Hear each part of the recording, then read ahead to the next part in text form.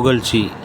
தன்னைத்தான் புகழுகிறவன் உத்தமன் அல்ல, கர்த்தரால் புகழப்படுகிறவனே உத்தமன். 2 கொரிந்தியர் 10:18. புகழ்ச்சி பல வகைப்படும். தன்னைத்தான் புகழுகிற தற்புகழ்ச்சி உண்டு. மற்றவர்களிடம் நன்மை பெறும்படி அவர்களை வஞ்சகமாக புகழுவதுண்டு. அதே நேரம் கர்த்தரால் வரும் மேன்மையான புகழ்ச்சியும் உண்டு.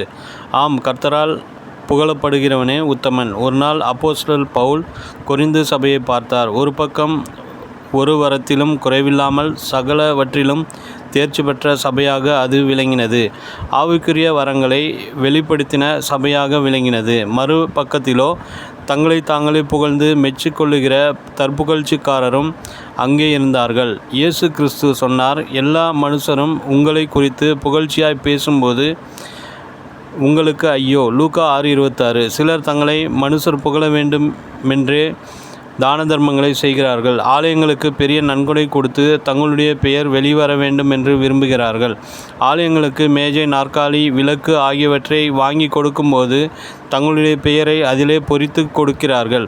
இவர்கள் உலகத்திலே தங்களுடைய புகழ்ச்சியின் பலனை அடைந்து விட்டபடியினால் பரலோகத்தில் அவர்களுக்கு புகழ்ச்சி இல்லாமல் போய்விடுகிறது.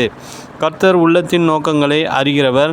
தற்புகழ்ச்சிக்காக செய்யப்படுகிற தான தர்மங்கள் ஒன்றையும் அவர் அங்கீகரிப்பதில்லை. ஆகவே நீங்கள் எதை செய்தாலும் மனுஷருடைய புகழ்ச்சிக்காக செய்யாமல் கர்த்தருக்கென்றே மனப்பூர்வமாய் செய்ய கடவீர்களாக. அப்பொழுது அந்தரங்கத்தில் காண்கின்ற ஆண்டவர் வெளியரங்கமாய் உங்களுக்கு பலனளிப்பார்.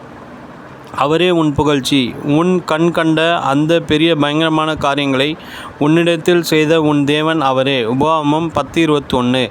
அந்த கர்த்தர் இன்றைக்கும் உங்களுக்கும் ஒரு வாக்களிக்கிறார். நான் உண்டு பண்ணின எல்லா ஜாதிகளை பார்க்கிலும் புகழ்ச்சியிலும் கீர்த்தியிலும் மகிமையிலும் உன்னை சிறந்திருக்கும்படி செய்வேன். உபாகமம் 26:19 என்றார்.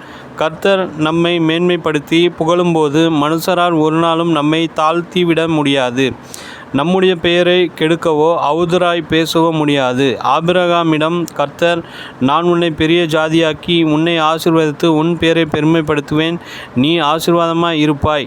ஆதியாகமம் 12:2 என்றார்.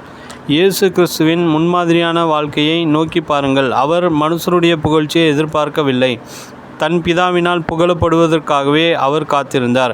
அன்றைக்கு இருந்த பரிசேயர் சதுசேயரை பார்த்து, நான் மனுஷரால் மகிமையை ஏற்றுக்கொள்வதில்லை, தேவனாலே மாத்திரம் வருகிற மகிமையை தேடாமல்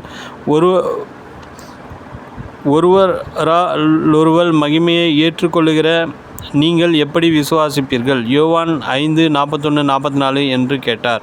தேவப்பிள்ளைகளே, கர்த்தருடைய வாயை உங்களை புகழட்டும், அவரையே பிரியப்படுத்துங்கள்.